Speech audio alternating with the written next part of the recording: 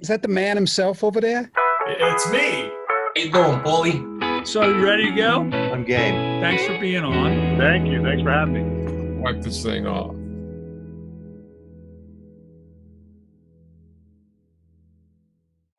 Hi, David. How's your family? We're all right. We're fine. We're healthy. I recognize some of the gear to your right. Yeah. If you, like these things here. Yeah.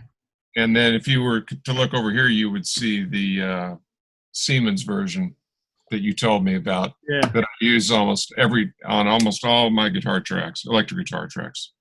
Yeah, I have stuff I go to too. So look, David, we've been doing this thing where I ask you questions, you ask me questions. It's been a lot of fun. It's been playful, and things around here are pretty good. We've actually been in pretty good spirits, just trying to enjoy the positives while we're dealing with the negatives, trying to take care of each other. Things have been okay. But if you're up for some questions, I got some for you.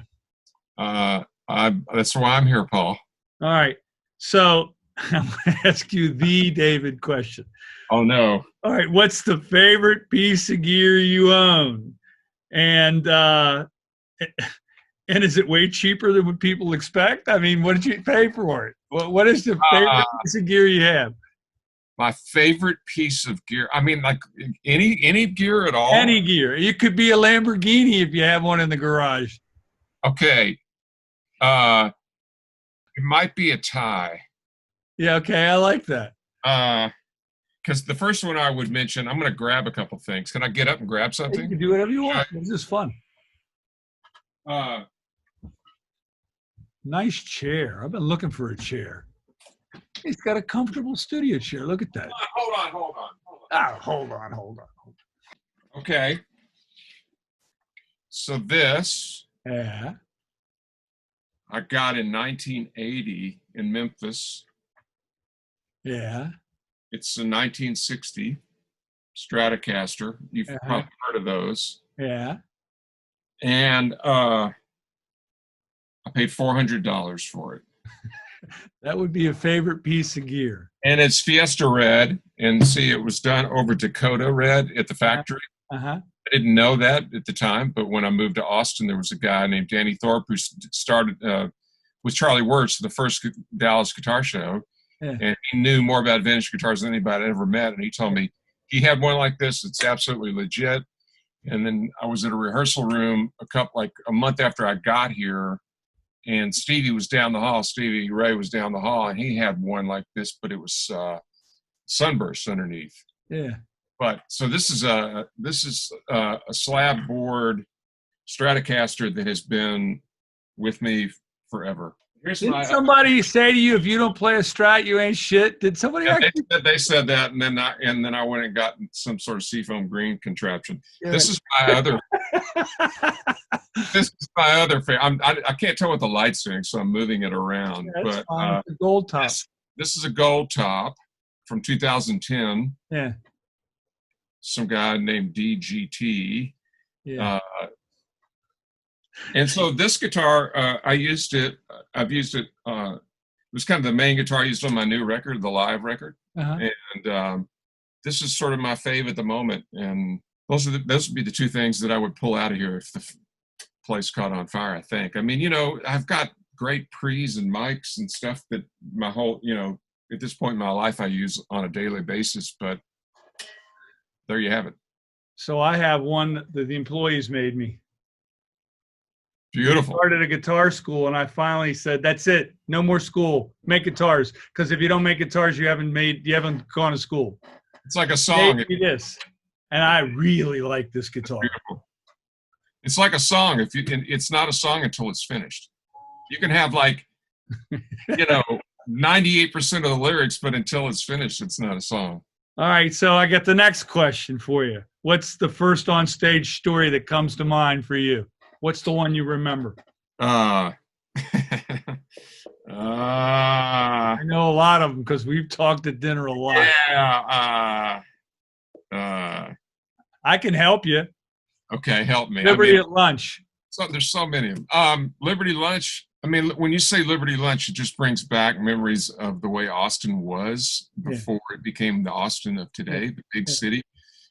Liberty Lunch was this incredible place that held, you could squeeze 1,200 people in there, and it was it had a roof, but it was open air. Yeah. And I played there with Joe Ely a ton. We recorded a live record there. That's Oddly what I'm enough, it's talking called about. Live at Liberty Lunch. And it was, I mean, everything about that era, it just, you know, a really, really, really carefree, innocent time in my life and in Austin. And I had discovered vintage Marshalls and PRS. You know, I'd had 2 PRSs at that point, and kind of got my sound together. And Joe was this phenomenally wonderful human being that was also an incredible songwriter and artist. And we just had so much fun. And every night, man, it was just take no prisoners. I mean, he taught me about laying it all on the line and don't leave anything out there, you know, when you're done. Sometimes we'll have a meeting with Mia and the Grangers and Michael and everything. Don't leave anything, nothing. Yeah. I like that. All right, so this is not a fair question, but I'm going to ask it anyway. So, because the goal is for this question to not be fair. So, what's running through your mind when you're playing live? On a good night, nothing. That's exactly my point. Yeah, nothing. That's right. A good night's like a T-shirt. You don't want to even know you're wearing it. Yeah. That's the best things happen when you can wipe. You know, it's like a whiteboard. Yeah. You can erase it. That's the part of playing that you can't practice at home.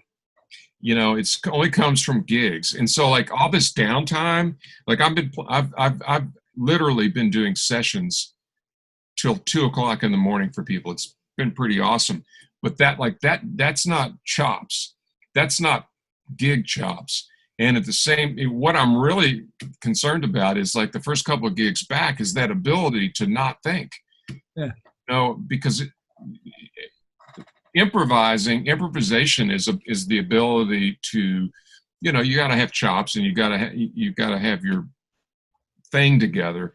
But really the best nights and what I put on my new live record are performances where, you know, you walk into the room, and that's why I don't like to talk to anybody if I can help it for 5 minutes, like 5 minutes before we go on. Yeah. I don't want to talk to anybody. I want to just get my head in the right space. I want to go out there. I don't care if it's 10 people there or 10,000. Yeah. I want to go and I want to be able to do that.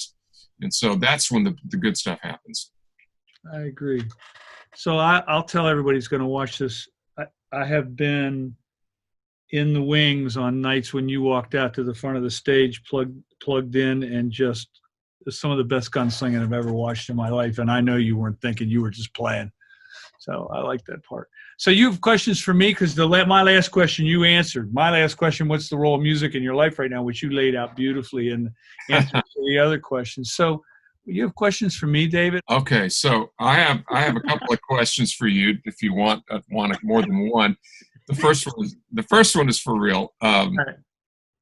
So you work with guitar players day in and day out. Mm-hmm. Most of which are pretty damn good. Yeah. What are your 3 favorite guitar albums of all time?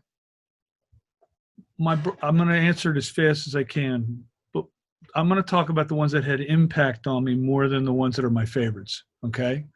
My brother took me to a record store. At the time, there were record stores. And he said, these guys are really famous in England. They're going to be huge here. And he hands me this record and he buys it. And I take it home, and there's a black guy on the front with 2 eyes on his shirt and 2 white guys with froze next to him.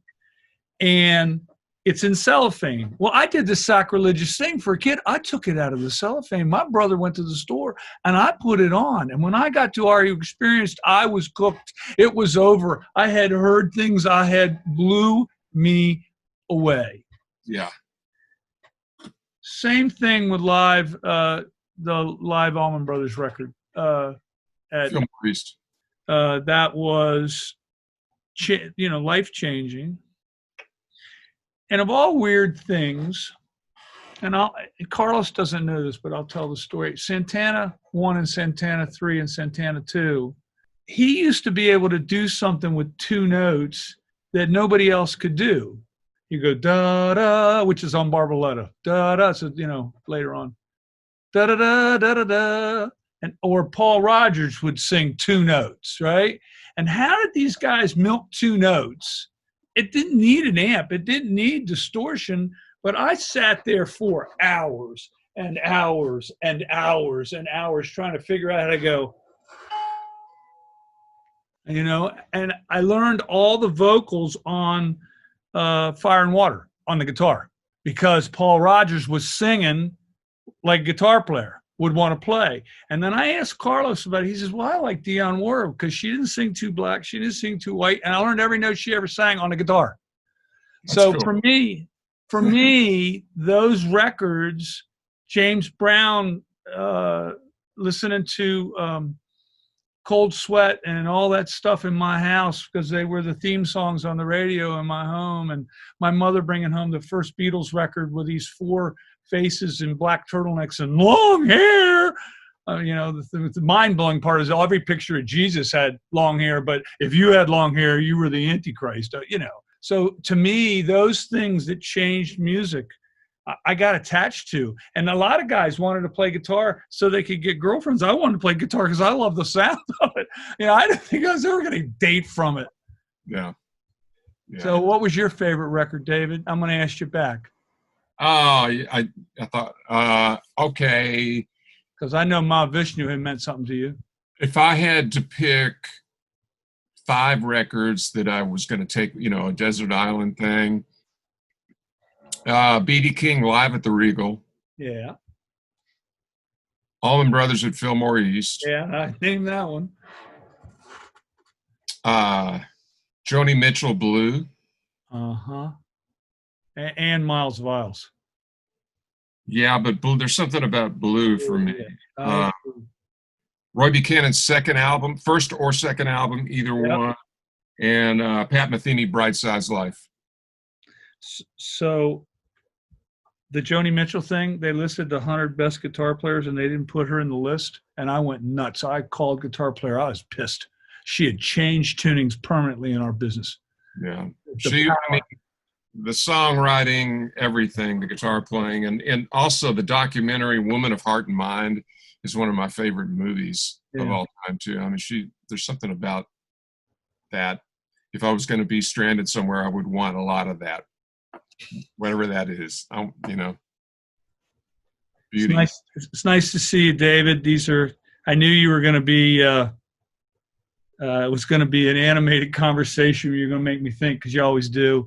Well, yeah, I didn't get to my second question for you yet. Oh, I thought you did. Go on. Oh. Well, I have a new record out, right? Yeah.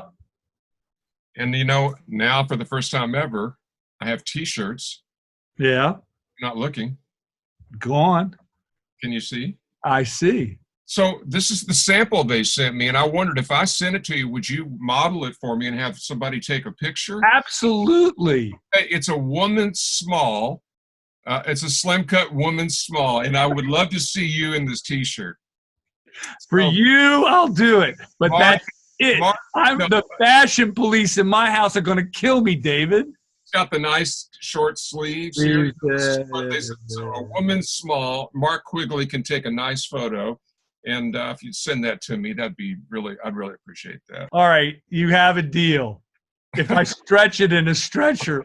No, it's yours, baby. A woman's small is not good. I have no use for a woman's small. But you want to see me in it. I want to see how fat I've gotten. It's just because we have this thing, You have this thing. All right.